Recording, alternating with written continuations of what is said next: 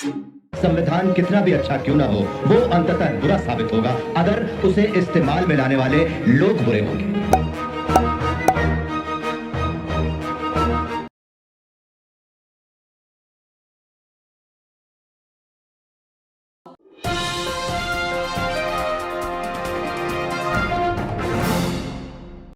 मैं टीना चौहान आप सभी का वॉइस ऑफ मानवता के इस प्लेटफॉर्म पर स्वागत करती हूँ। वॉइस ऑफ मानवता एक ऐसा प्लेटफॉर्म है जिस पर मानवता की आवाज उठाई जाती है और जिंदे लोग जो अपनी आवाज को उठाना जानते हैं वो इस प्लेटफॉर्म से जुड़ते हैं। तो आप सभी का इसके लिए बहुत बहुत स्वागत है। महिपाल सिंह जी हमारे साथ जुड़े हुए हैं, आपका बहुत बहुत स्वागत है सर। मिलिंद जी का बहुत स्वागत है और साथ ही हमारे दर्शक जो हमारे चैनल के साथ जुड़कर संविधान की सीरीज का लाभ लेते हैं उनका भी बहुत बहुत स्वागत है। और हमारे जो ये ऑर्गेनाइजर हैं इनका भी बहुत बहुत धन्यवाद। मेघराज सिंह जी, हम जो संविधान की सीरीज चला रहे हैं उससे बहुत कुछ हम सीख चुके हैं और अब इस सीरीज में हम डीपीएसपी के ऊपर आ गए हैं। अब आज हम बात करेंगे नीति निर्देशक तत्वों के ऊपर, क्योंकि अभी तक हमने अपनी जो भी चर्चाएं की है उसके अंतर्गत मौलिक अधिकारों के ऊपर हमने अपनी समझ को विकसित किया है। तो आज हम नीति निर्देशक तत्वों के बारे में जानेंगे। और तो सर सबसे पहले अनिल जी भी सर हमारे साथ जुड़े हुए हैं, आपका भी बहुत बहुत स्वागत है सर। सबसे पहले हम यही समझना चाहेंगे कि आखिर जो राज्य के नीति निर्देशक तत्व होते हैं वो क्या होते हैं। इस विचार को महिपाल सिंह जी आप इसके बारे में क्या कहना चाहेंगे? राज्य के नीति निर्देशक तत्वों से क्या आशय होते हैं? Madam, character of the principal जो संविधान में दिए नीति निर्देशक तत्व,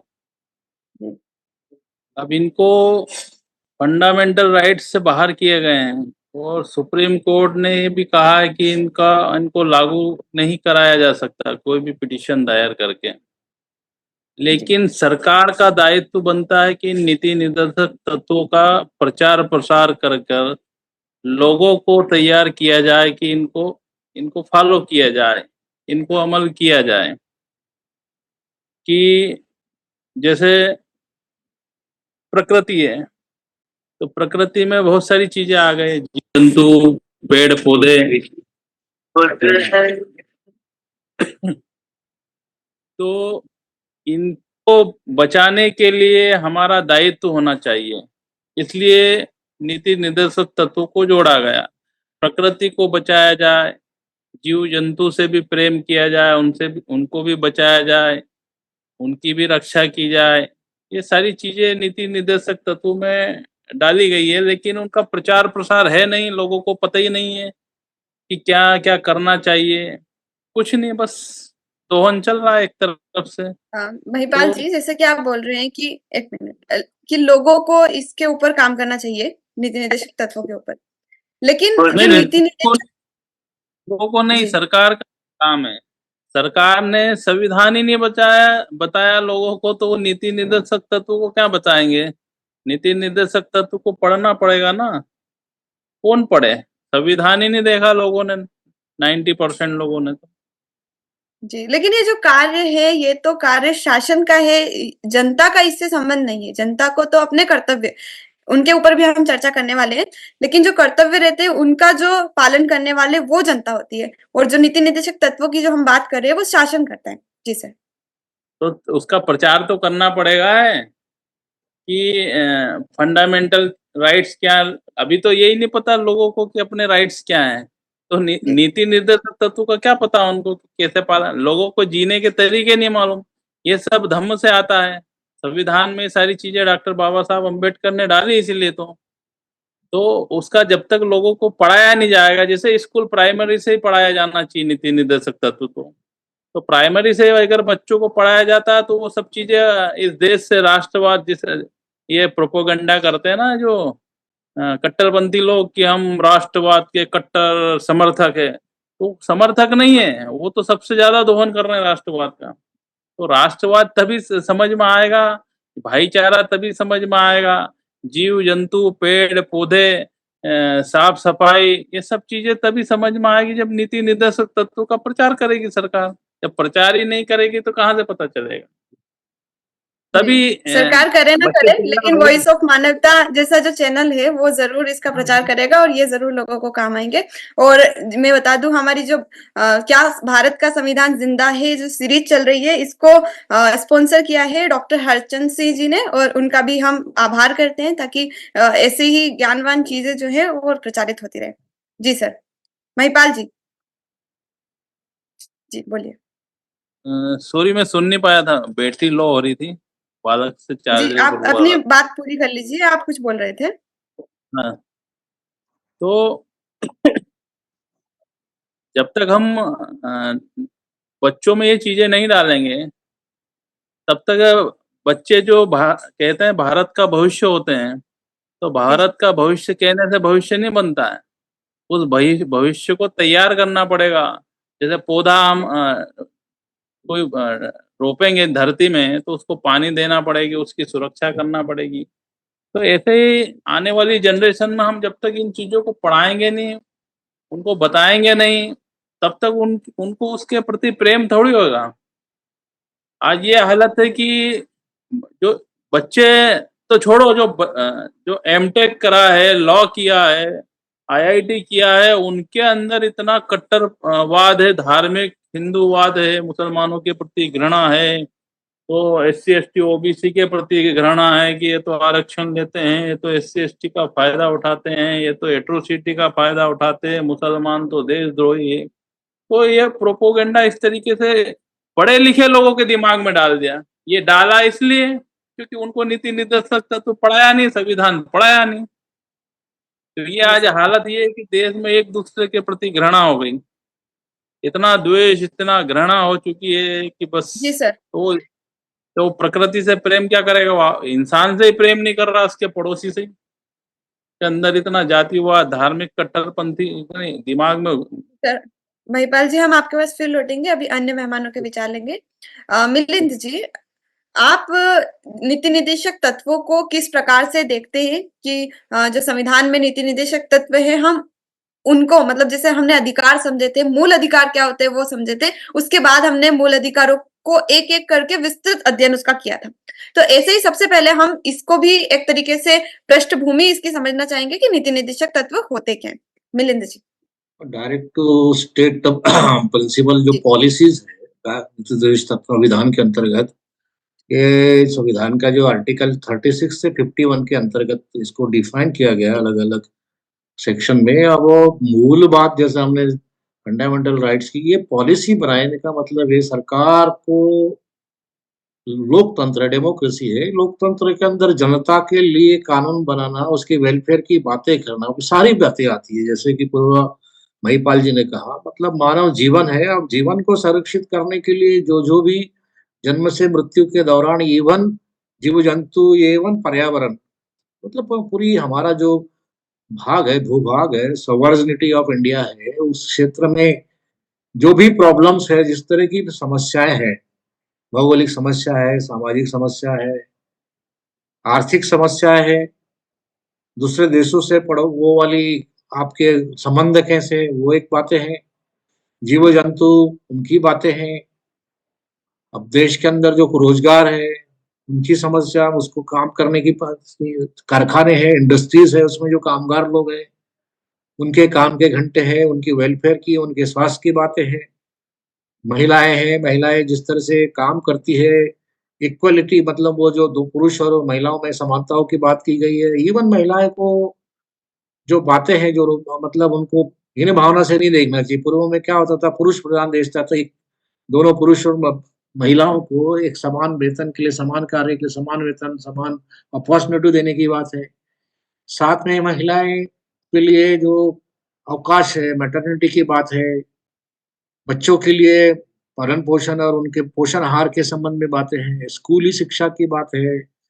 कम उम्र के बच्चे 6 साल से, तो उनको क्या रोजगार होना चाहिए, उनके पोषण आहार की बात है। 14 साल के कम बच्चे हैं तो उनको शिक्षा, रोजगार, ये बहुत सारे जो जीवन में जन्म से लेकर मृत्यु के दरमियान जितनी मानव के लिए राइट्स जो हमने फंडामेंटल राइट्स में थे, उनकी वो राइट्स तो अपनी एक जगह है, राइट तो पढ़ लिए, लेकिन उस राइट्स को एग्जीक्यूट करने के लिए, इम्प्लीमेंट करने के लिए अगर वेलफेयर का कार्यक्रम राज्य नहीं बनाएगी, स्टेट यानी कि राज्य के अंतर्गत डिफाइन किया गया है कि भारत सरकार है, संसद है, राज्य सरकारें हैं, राज्यों के विधानमंडल है और यूनियन टेरिटरीज है।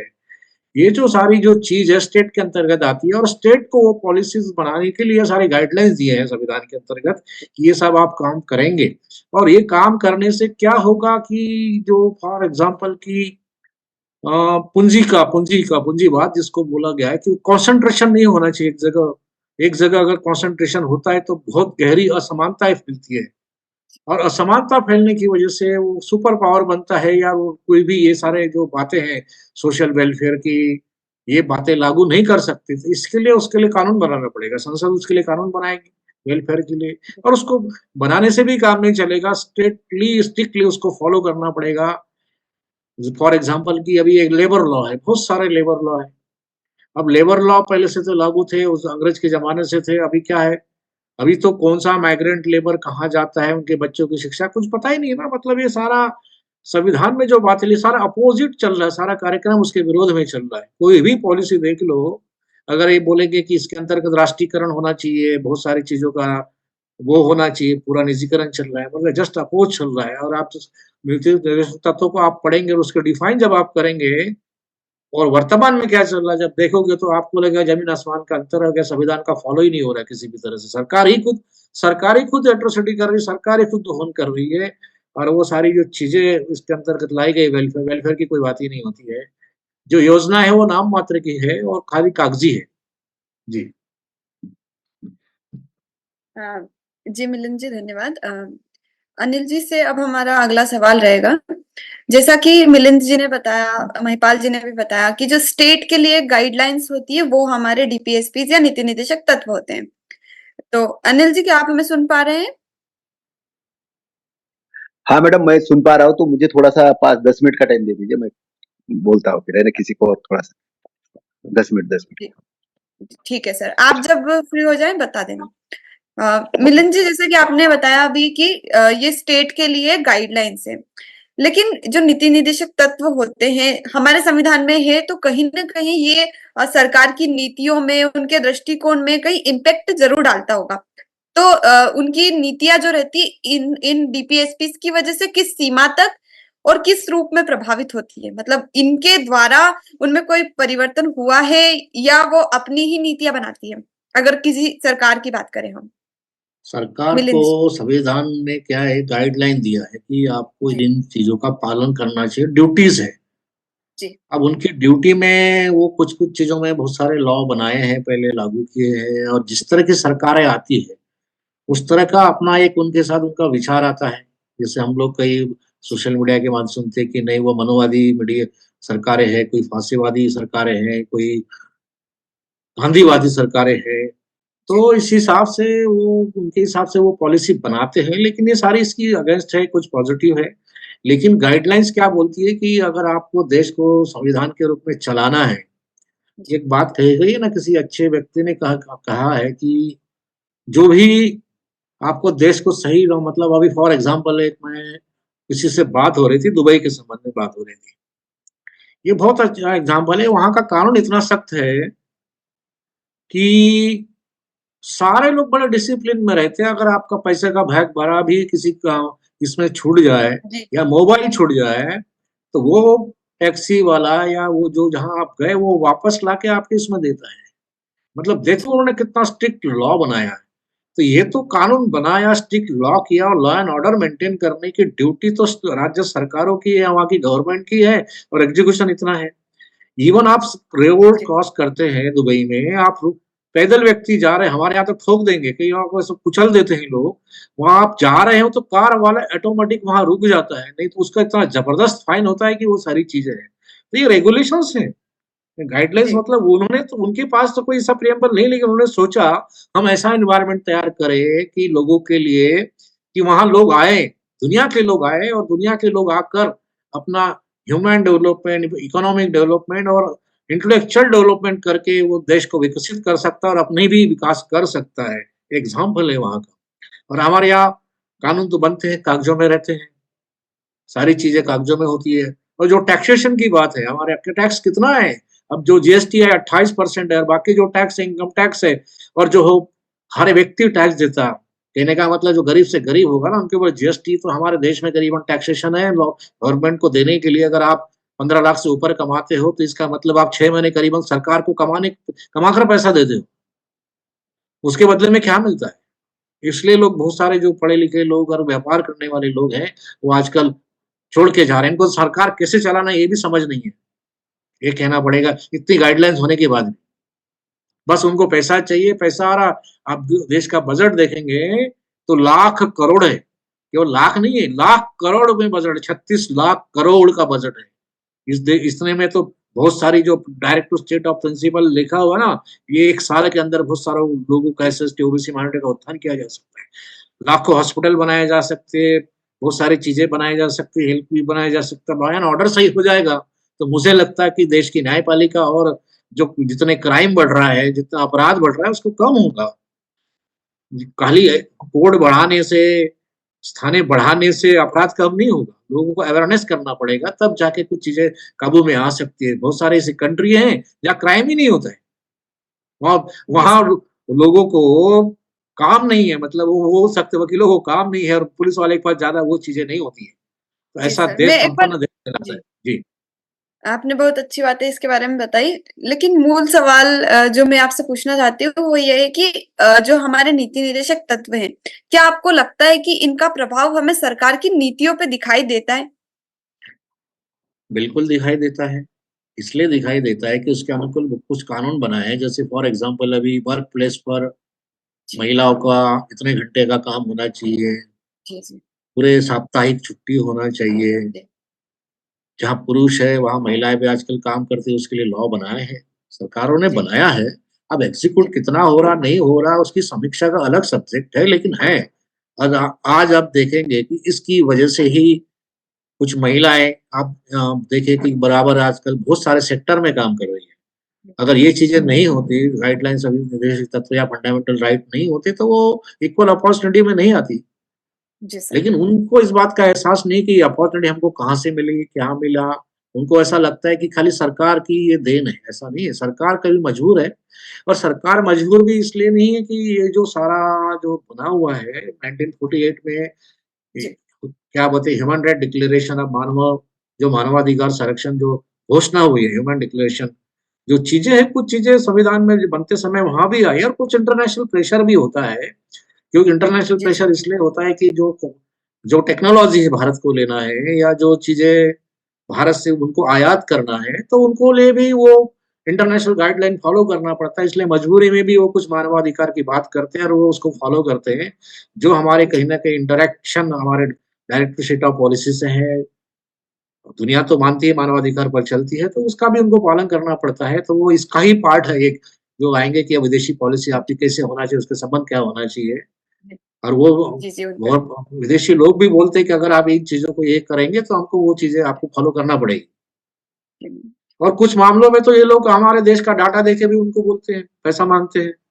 जैसे आप लोग बोलते हैं फॉरेन इतना हमारा रिजर्व, इतना हमारे ऊपर कर्जा है। ये कर्जा लेते कैसे भारत सरकार? ये इसी पॉलिसी की इच्छा है कि हमारे यहाँ बेरोजगारी इतनी, भुखमरी इतनी है, बच्चों का ये करना है, उतना ये करना है, हमारे पास संसाधन नहीं है, हम लोग अनडेवलप कंट्री है, तो उनको वो लोग बोलते हैं कि नहीं, आप हमको इतना इतना डॉलर कर्जा दो, इतना लाख कर्जा दो, ताकि हम विकास करेंगे। इसका एक पहलू जी, ऐसा भी है। जी। जी, मिलिंद जी। मिलिंद जी धन्यवाद। महिपाल जी, महिपाल जी क्या हाँ आप जी। सुन पा रहे हैं? जी, जी। जी, आपको क्या लगता है ये जो नीति निर्देशक तत्वों की जो हम चर्चा कर रहे हैं, तो इनका जो प्रभाव है सरकार की नीतियों पर किस सीमा तक हमको दिखाई देता है कि कितने जो हमारे डीपीएसपीज है उनको लागू करने के लिए सरकार कार्य कर रही है या कार्य कर भी रही है या नहीं? मतलब आपके उस पर क्या विचार है? क्योंकि हम ये जानना चाहते हैं हमारे एडवोकेट्स क्या सोचते हैं इस मुद्दे पर? महिपाल जी। मैडम, मिलिंद जी ने बताया कि सरकार कुछ जी, नियम कायदे बना रही है, कानून बना रही है ना, लेकिन उसका पालन नहीं हो रहा है। तो वो सही कह रहे हैं कि जितने भी कानून बनते तो हैं, उनकी शाखाएं भी बनती है, उनके कार्यालय ऑफिस भी बनते हैं, लेकिन कहीं भी उनका पालन नहीं होता है। कुछ भी नहीं। अब ये तो महिपाल जी, क्या क्या हम ऐसा कह सकते हैं कि जो नियम बनाने वाले लोग हैं वो तो नीति निर्देशक तत्वों का समझते हैं, पालन करना चाहते हैं, पालन करवाना चाहते हैं, लेकिन जो उसको एग्जीक्यूट करते हैं वो ठीक से कार्य नहीं कर रहे हैं, ये ऐसा नहीं मतलब है नहीं, कि आप? सरकार की मंशा नहीं, सरकार की मंशा नहीं है ना। सरकार दावा करती है कि हमने तो ये खोल दिया है, बिल्कुल हमने सरकार की ओर से बिल्कुल हम इस संविधान का पालन कर रहे हैं, और ये फलाना ऑफिस, फलानी ऑफिस, फलाना कार्यालय सब खोल दिया हमने तो। लेकिन सरकार जब तक उसको सख्ती से पालन नहीं कराएगा तब तक ये नीति निर्देशक पालन थोड़ी होगा। अब इनका ये आप देखेंगे कि अनुच्छेद जो 44 है, इसमें 44, इसमें राज्य समान नागरिक संहिता को लागू करने का प्रयास करेगा, लिखा है इसमें। अब ये कब आया है? ये जो नीति निर्देशक तत्व आया कब आया? ये 86 में आया है ना? 1976 में, 76 76 में? में आया ना ये। अच्छा, नीति निर्देशक तत्व सही है। संविधान का भाग थे या उनको जोड़ा गया? तो ये जब आया तो इस पहले 10 थे, अब 11 कर दिए इनने, है ना, 51 में। और 51 काम है मौलिक कर्तव्य इनने जोड़े, वो भी 11 है। तो इस लेकिन तरीके से जब इनने बोला कि हमने 44 के तहत राज्य समान नागरिक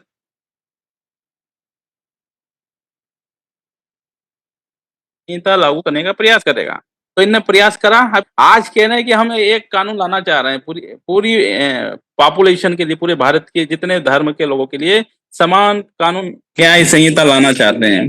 कहा आपने 70 साल में? सर, आपकी आवाज कट रही है। महिपाल जी। कुछ नेटवर्क इशू हो सकता है। जी। अनिल जी, क्या आप अब? हेलो अनिल जी, हेलो, क्या आप हाँ, सुन पा रहे आवाज आ रही है मेरी? हैं? जी सर, आ रही है। हेलो, अच्छा अच्छा अच्छा, जी, हाँ आप बोलिए क्या बोलिए। अपने विचार रख पाएंगे अब? हाँ, रख पाएंगे, बोलिए बोलिए। जी सर, हम नीति निर्देशक तत्वों की चर्चा कर रहे हैं आवा, आवा, और जी। हेलो, जी सर। आवाज थोड़ा कम आ रहा है मेरे मोबाइल में। कम आ रहा हाँ है? बोलिए, मेरी आवाज आ रही है? जी सर, परफेक्ट। अच्छा, ठीक है। तो राज्य के नीति निर्देशक तत्वों के संबंध में मैं जो बात कहना चाह रहा हूँ, जी जी। तो ये जो है direct principle of state policy, इसके अंदर तो मतलब ये है कि पहला जो है कि राज्य राज्य जो है वो लोक कल्याणकारी योजनाओं का पहले प्रमोशन करेगा, इम्पोर्टेंट। सर, वो हम उनके आर्टिकल्स पर चर्चा करेंगे, लेकिन सबसे पहले अब आपसे हम ये जानना चाहेंगे कि नीति निर्देशक तत्वों की प्रकृति क्या होती है, क्योंकि हमने यहाँ पर देखा कि वो मूल अधिकारों को हमने पढ़ा था और नीति हाँ, निर्देशक तत्व हम अब पढ़ रहे हैं। तो इन दोनों चीजों को एक साथ रखकर देखा जाता है, क्योंकि बहुत बार हमारे बीच में ये सवाल भी आता है कि कभी हमें किसी नीति निर्देशक तत्व को लागू करने के लिए मूल अधिकारों के साथ समझौता करना पड़ता है।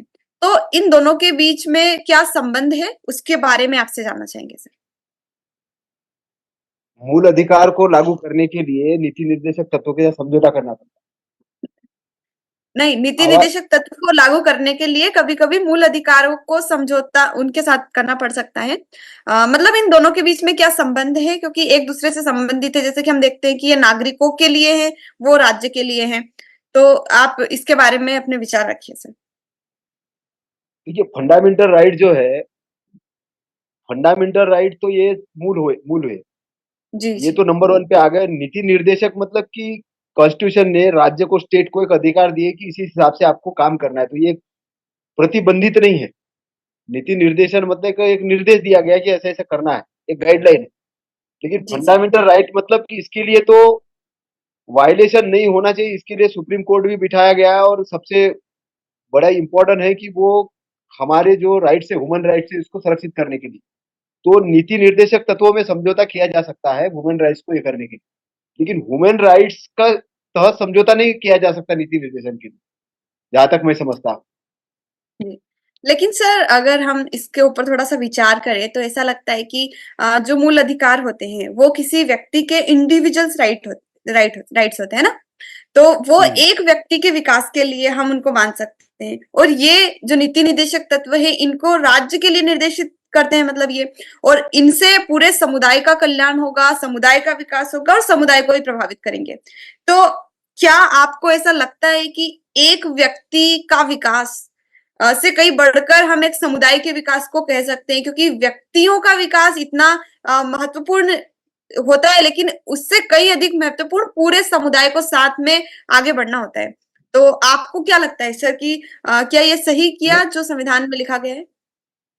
आपके क्या विचार है? फंडामेंटल राइट है, ये एक व्यक्ति के लिए नहीं है। जी, फंडामेंटल राइट ये समुदाय के लिए। हाँ, उस समय उस व्यक्ति के लिए उपयोग में लाए जा रहे तो वो व्यक्ति वहां पे इम्पोर्टेंट हो सकता है, लेकिन ये पूरे समुदाय के लिए।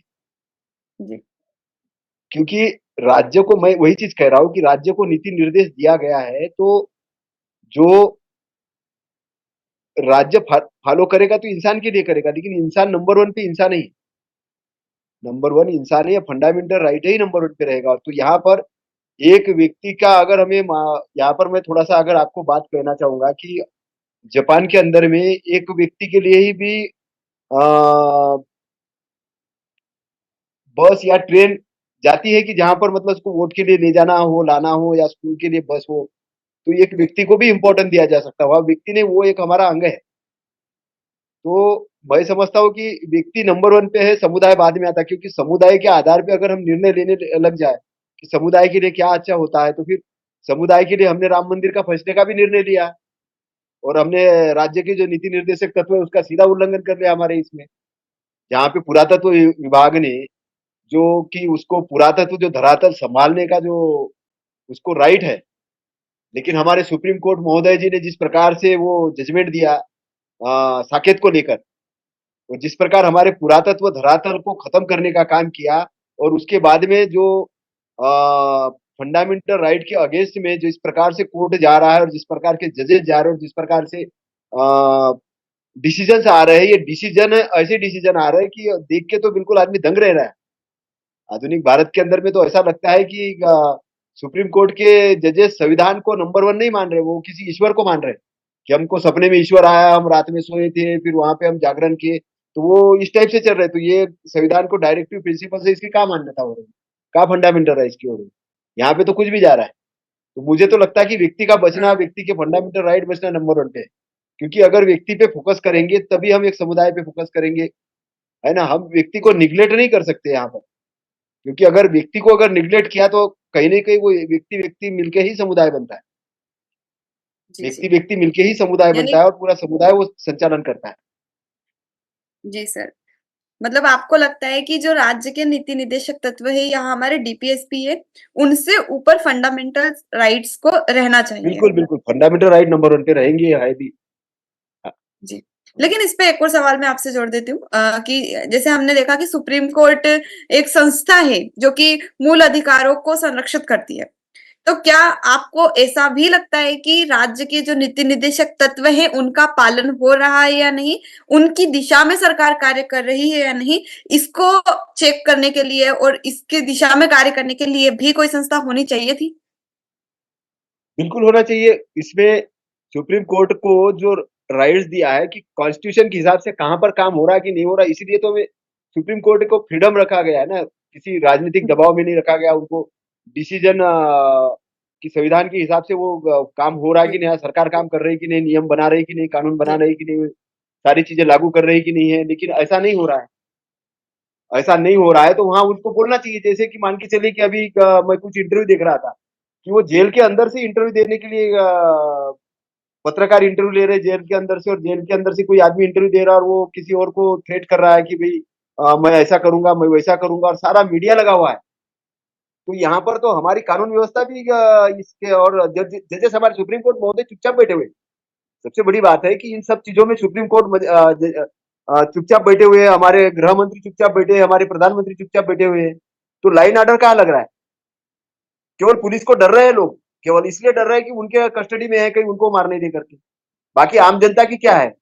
बड़े-बड़े लीडरों को लोग ये कर रहे हैं। तो कहने का मतलब कि इस विचारों के अगेंस्ट में जो संस्थाएँ काम कर रही है, जो इन विचारों को फैलाने का काम जो संस्थाएँ कर रही है और जो जिस तरीके से एक नैरेटिव जो कॉन्स्टिट्यूशन के अगेंस्ट में जो चल रहा है, जी। तो उस पर सबसे पहले जो स्लीपर सेल है, उसके ऊपर प्रतिबंध लाने का काम कौन करेगा?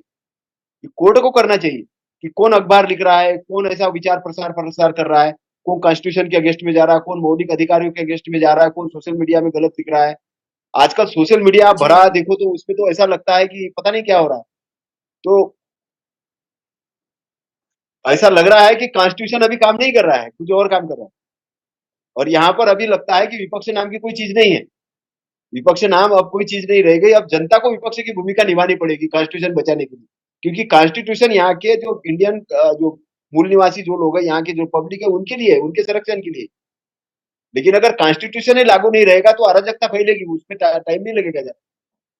तो इसीलिए विपक्ष की भूमिका जो अभी इनको आवाज उठाने की भूमिका आप जैसे लोग, हम जैसे लोग हैं, जो जागृत लोग हैं, इनको उठाना पड़ेगा अपनी बातचीत। लोगों को बताना पड़ेगा कि सुप्रीम कोर्ट के जो जजेस हैं, हमारे पीएम हैं, हमारे गृह मंत्री हैं या जो भी पत्रकार महोदय है, ये कॉन्स्टिट्यूशन के ऊपर में नहीं है और कॉन्स्टिट्यूशन भी हमारे लिए है कि आम जनता क्योंकि व्यक्ति टेम्पररी है, उसकी उम्र 100 साल है।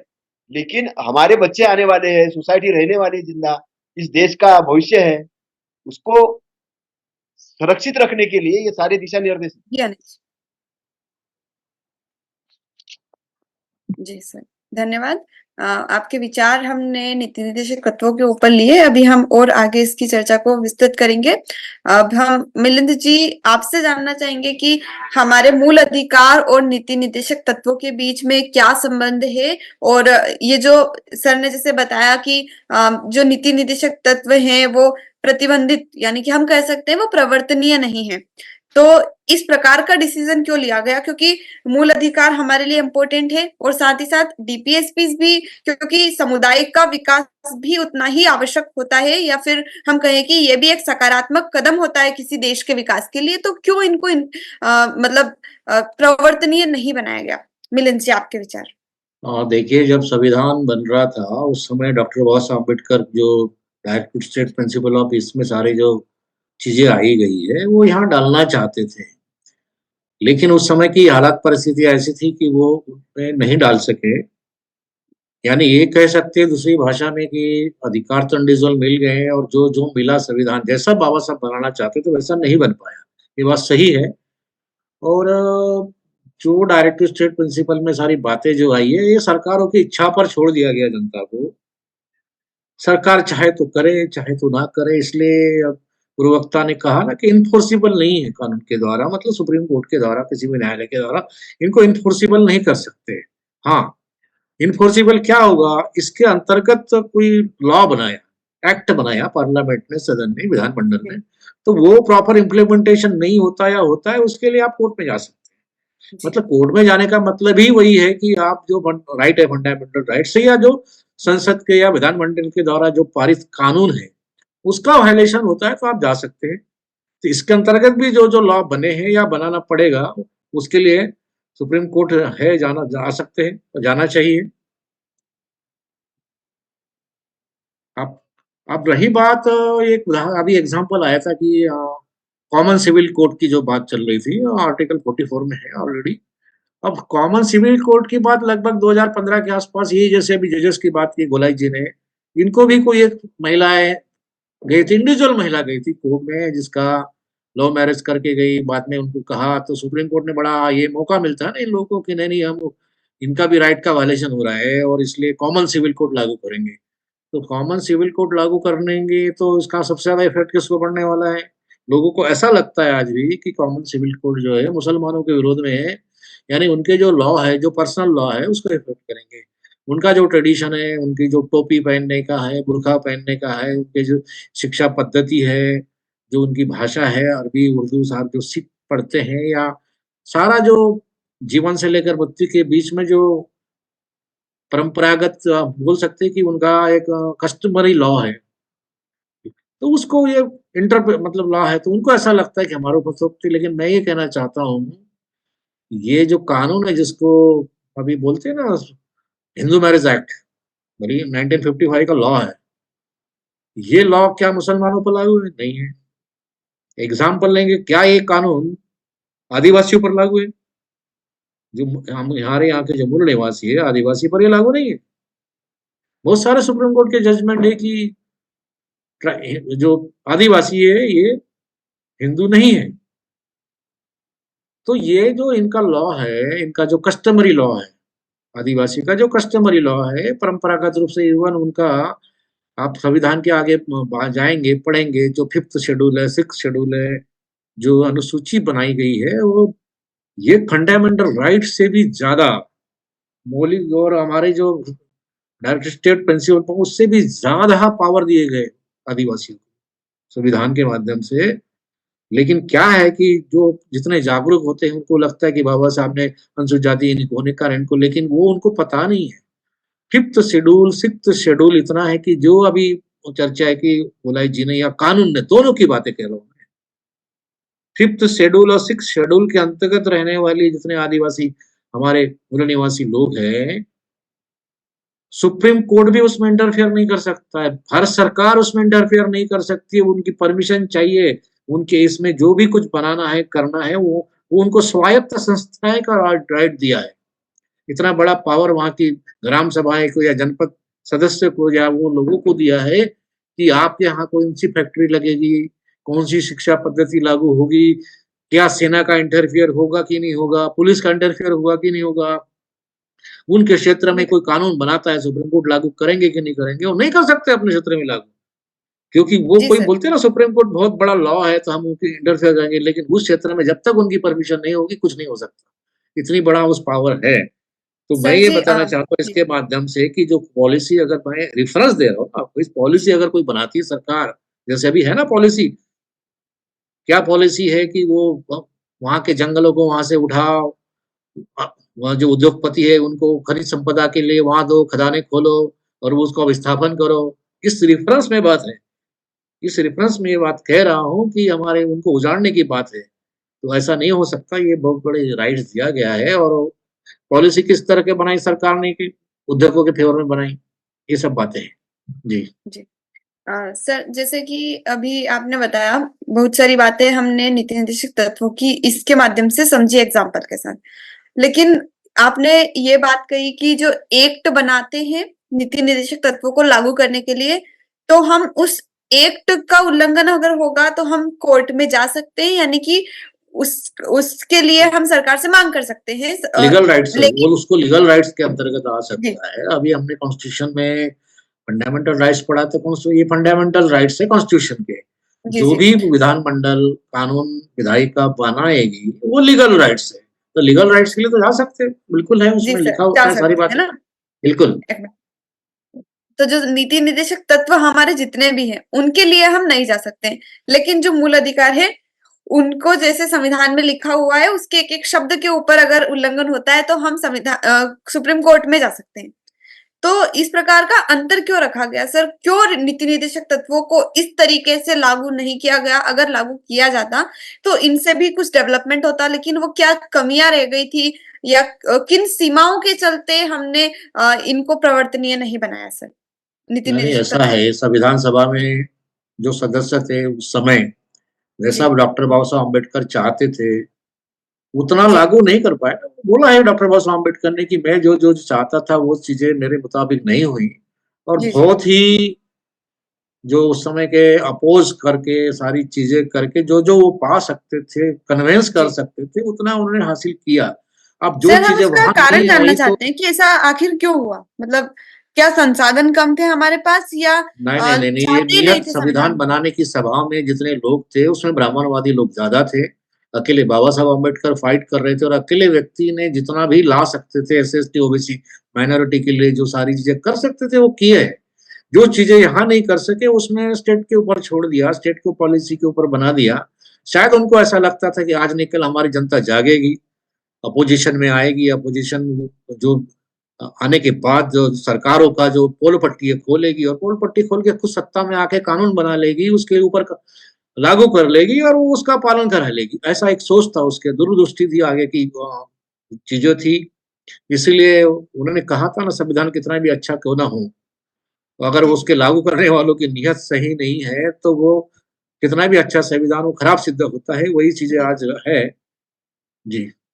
लेकिन आपको क्या वो जो मैंने बात बताई कि संसाधन की जो कमी रहती है वो भी नीति निर्देशक तत्व, क्योंकि वो एक बड़ा एजेंडा होता है, उसको पाने के लिए हमें बहुत सारी चीजों की आवश्यकता होती है। तो क्या वो संसाधनों की कमी या फिर उस समय पर हमारी कुछ और प्रायोरिटीज थी, जैसे कि नहीं, अ, बिल्कुल नहीं, कुछ संसाधनों की कमी ना पहले थी ना आज है।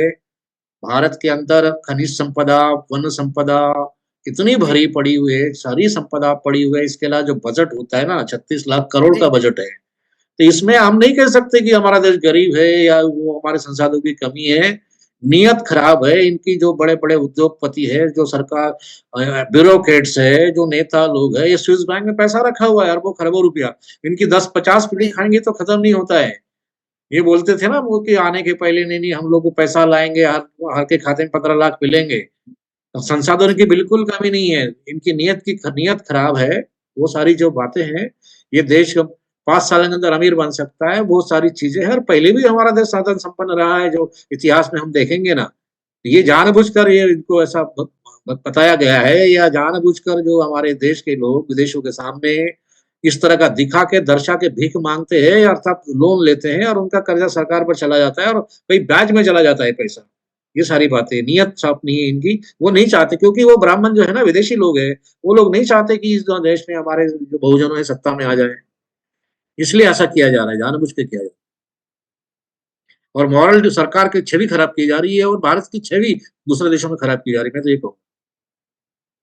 जी जी। सर। मिलिंद जी, आपके विचार हमने इस मुद्दे पर लिए। अनिल जी, आपसे भी हम इसी मुद्दे पर जानना चाहेंगे। अनिल जी,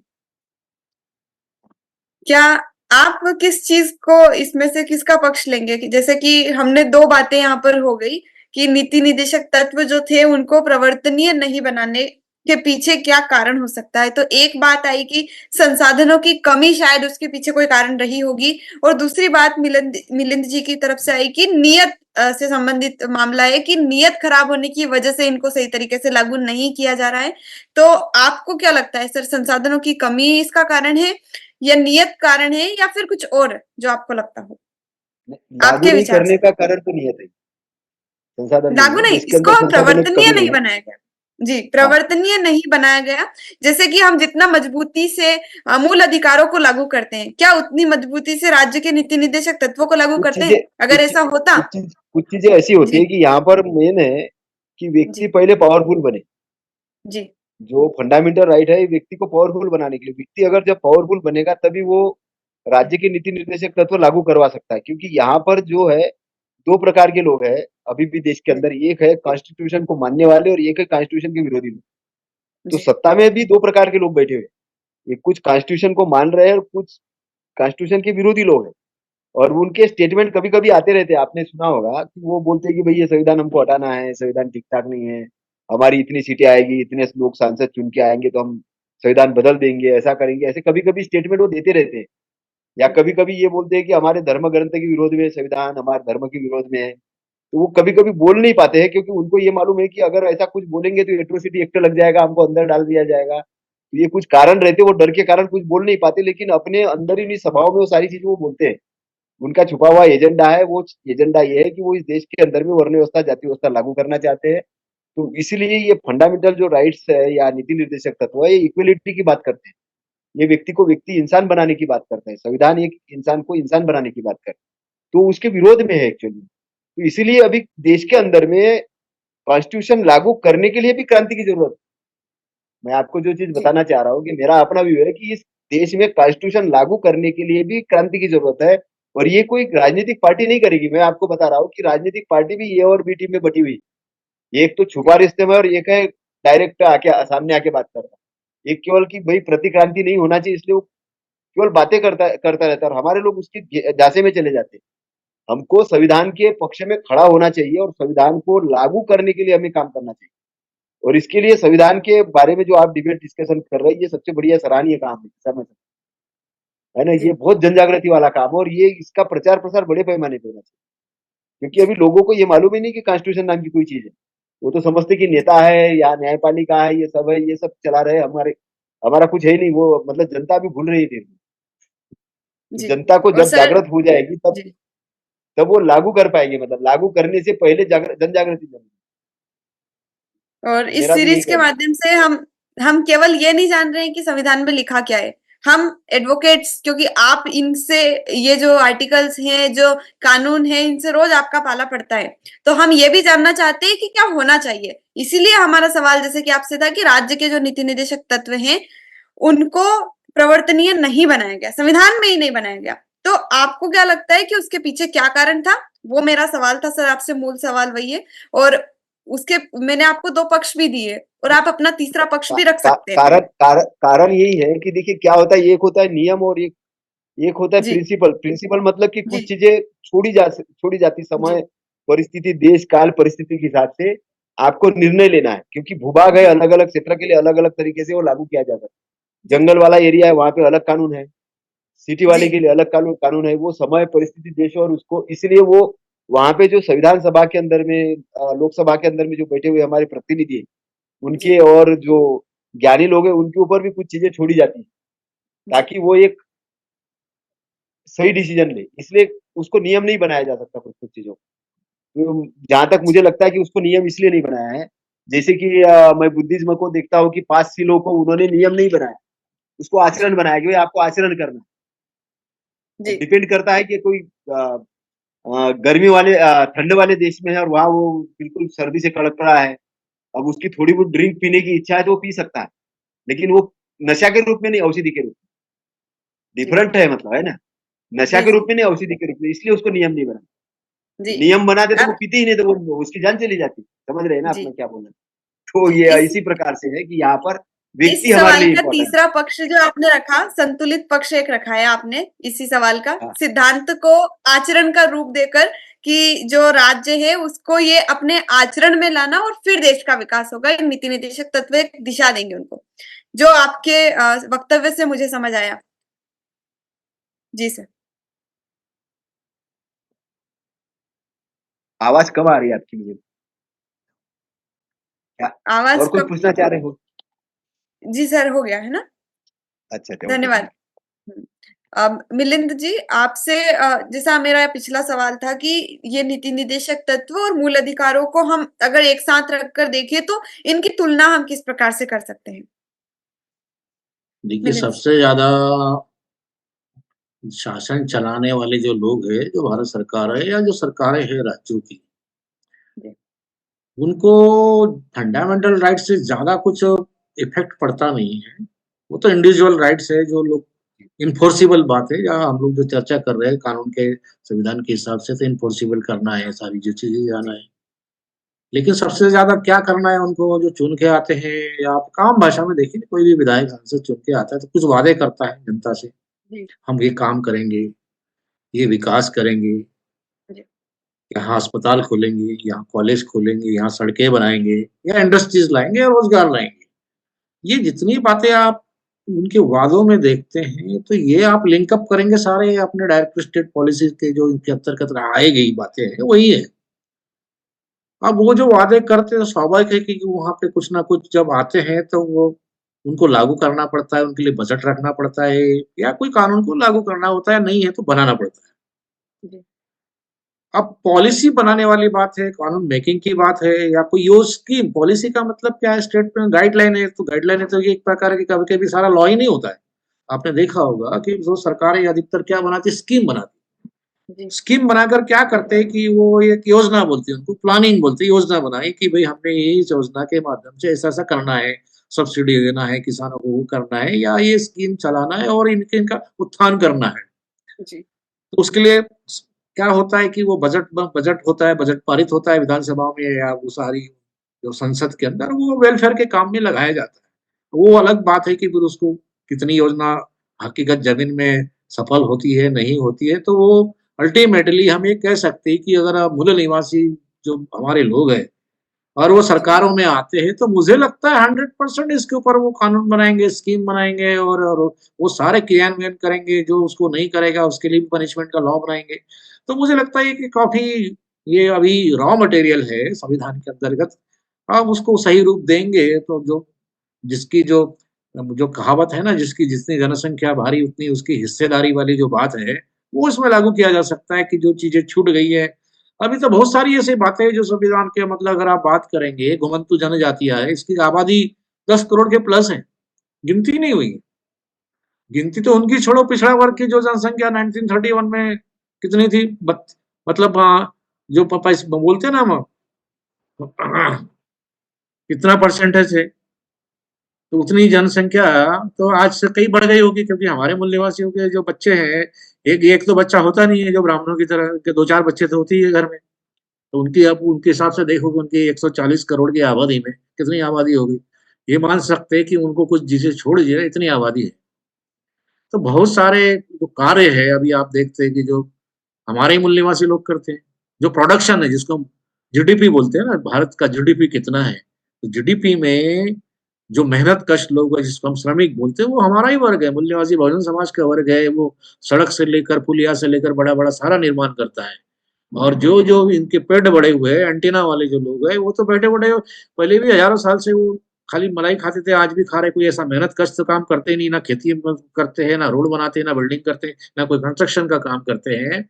इनका केवल काम है आपस में झगड़े लगाना, वो काम करना, और वो लोग सत्ता में बैठे या न्यायपालिका में बैठे हुए। यानी कुल मिला के हम कह सकते हैं कि इसमें हमारी भागीदारी नहीं है, रिप्रेजेंटेशन नहीं होने के कारण प्रॉपर एग्जीक्यूशन नहीं हो पा रहा है।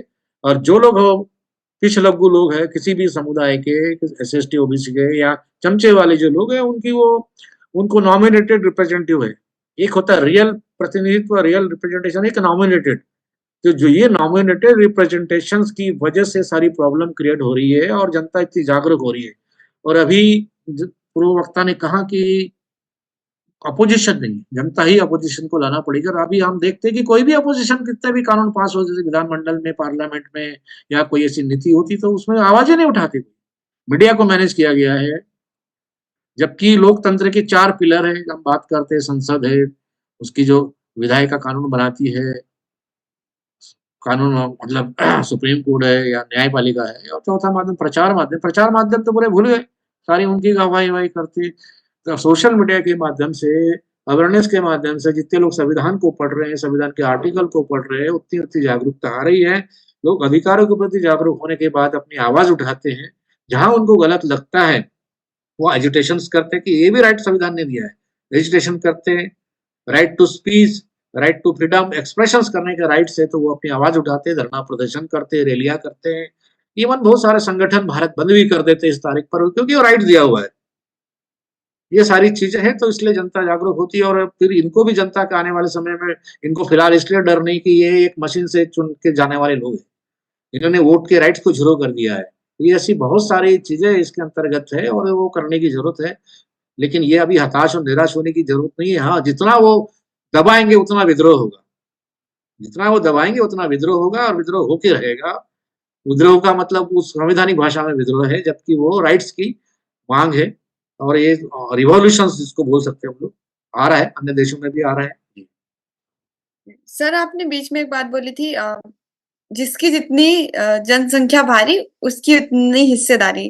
तो क्या आपको लगता है कि जितनी जिसकी जनसंख्या होती है, उसको उतना ही हिस्सेदारी मिलनी चाहिए? मतलब मिलना चाहिए। कोई किसी को आज के जमाने में हिस्सेदारी देता नहीं। अपने हिस्से का जो कार्य है, काम है, करना पड़ता है, हिस्सा लेना पड़ता है, भागीदारी दिखा के, स्ट्रगल करके, तभी मिलेगा। लोग क्या कहते हैं कि नहीं, हम किसी को फ्री में मिल जाता है, तो उसको एहसास नहीं होता कि ये उनके संघर्षों का परिणाम नहीं है। तो इसीलिए उनको एहसास नहीं होता है कि ये जो राइट्स मिले हैं आज जिन भी लोगों को, इसका उनको लगता है सरकार ने दिए हैं या आपको ऐसा ही मिल गया है। नहीं, मेरा सवाल मतलब इस तरीके से है कि वो जितनी ज्यादा जनसंख्या है, उस आधार पर हिस्सेदारी मिलनी चाहिए, या योग्यता के आधार पर मिलनी चाहिए? नहीं, संविधान के मौलिक अधिकारों में ऑलरेडी बात कही हुई है, 14, 15, 16 आर्टिकल में दिया हुआ है। ये जो जितनी मतलब रिप्रेजेंटेशन की बात है, सिंपल सी बात है, जिसकी जितनी संख्या उससे उतनी हिस्सेदारी। अब हिस्सेदारी का मतलब आपके सारे संसाधनों में हिस्सेदारी, आपकी फैक्ट्रियां कितने हैं, आपके उद्योग कितने हैं, आपके आईएएस कितने हैं, इवन आपके प्रशासन में कितने हैं, आपके जजेस कितने हैं, आपके एडवोकेट्स कितने हैं, और उसमें भागीदारी क्या है। अभी संसाधनों का वितरण कहाँ, डिस्ट्रीब्यूशन का हुआ, इसके जो आप पढ़ेंगे आगे, जो डायरेक्ट स्टेट प्रिंसिपल, तो उसमें दिया गया है ना संशोधन का, मतलब कंसंट्रेशन नहीं होना चाहिए संसाधनों का। लेकिन आप और हम क्या देखते हैं, अडानी अंबानी और उनके पास ही इतना पूंजी हो गई है। सरकार का बीएसएनएल जैसा ये उनको वो घाटे में चल रहा है, पोस्ट ऑफिस जैसी चीजें घाटे में चल रही है, बाकी लोगों को बढ़ावा दे रहा है। ये पॉलिसी का ही तो मैटर, सरकार की गलत पॉलिसी, गलत नीति के कारण ये चीजें घटित हुई है। इसलिए मैंने कहा कि ये सब बातें सरकार की इच्छा पर छोड़ दिया गया। आपको मरना है, जिंदा रखना है, या किसी को बढ़ाना है, किसी को घटाना है। ये राइट्स में इसलिए नहीं है कि उसको आप नहीं बोल सकते कि अंबानी की बच्ची संपत्ति कहाँ है कोर्ट, सुप्रीम कोर्ट में जाके तो बोलेंगे ये तो पॉलिसी का मैटर, सरकार का मैटर। आप सरकार में भागीदारी करो, सरकार बनाओ, अब नई पॉलिसी लाओ। जी। वैसे हमारे जो देश की अर्थव्यवस्था है उसमें पूंजीवादी और समाजवादी दोनों मॉडल्स का मिला जुला रूप है। उस वजह से भी ऐसा दिखाई देता है, क्योंकि हर किसी को ये भी राइट है कि वो अपने हिसाब से आगे बढ़ सकता है जितना भी चाहे। और ये समाजवादी बहुत सारी, जैसे आपने स्कीम्स बताई, वो भी रहती है। तो एक मिला जुला रूप देखने को मिलता है और उसी आधार पर सरकार अलग अलग तरीके की नीतियां बनाती है। तो सर, आने वाले एपिसोड्स में हम इनके ऊपर चर्चा करेंगे, क्योंकि अब हमारा समय हो गया है। तो अब हम जी। इसको यही समाप्त करेंगे। और वॉइस ऑफ मानवता के इस प्लेटफॉर्म से जुड़ने वाले सभी साथियों का, मिलिंद जी हमारे साथ जुड़े, अनिल जी और महिपाल सिंह जी हमारे साथ जुड़े हुए थे। आप सभी का बहुत बहुत धन्यवाद सर, क्योंकि आप जो अपने विचार रखते हैं उससे कहीं ना कहीं हमारे समाज में भी एक क्रांति आती है, एक समाज में भी नव चेतना का प्रसार होता है। हमारे जो होस्ट हैं मेघराज सिंह जी, मैं उनका भी बहुत बहुत आभार, क्योंकि ये इन चीजों को ऑर्गेनाइज करने में उनकी बहुत महत्वपूर्ण भूमिका है। और हमारे स्पॉन्सर करने वाले हमारे इस प्रोग्राम को हरचंद सिंह जी, अमेरिका वाले, producer of Shudra to Khalsa movies, उनका भी बहुत बहुत धन्यवाद सर, क्योंकि अगर इनको स्पॉन्सर करने वाले लोग होंगे तभी ऐसे कार्यक्रम और आगे बढ़ पाएंगे। तो मैं सभी का बहुत बहुत धन्यवाद देती हूँ। और हमारे जो दर्शक हमें देख रहे हैं, आशा करती हूँ आप इससे बहुत कुछ सीख रहे होंगे और अपनी चेतना का विकास कर रहे होंगे। तो आप सभी का बहुत बहुत धन्यवाद। वॉइस ऑफ मानवता में और अगले एपिसोड में हम मिलते हैं। तब तक के लिए अपना ख्याल रखें। धन्यवाद सर। धन्यवाद। जय भीम, जय मूल्यवासी। नमस्कार, मैं टीना चौहान वॉइस ऑफ मानवता के इस प्लेटफॉर्म पर आप सभी का बहुत बहुत स्वागत करती हूँ। हम इस प्रोग्राम में क्या भारत का संविधान जिंदा है, संविधान के बारे में जानेंगे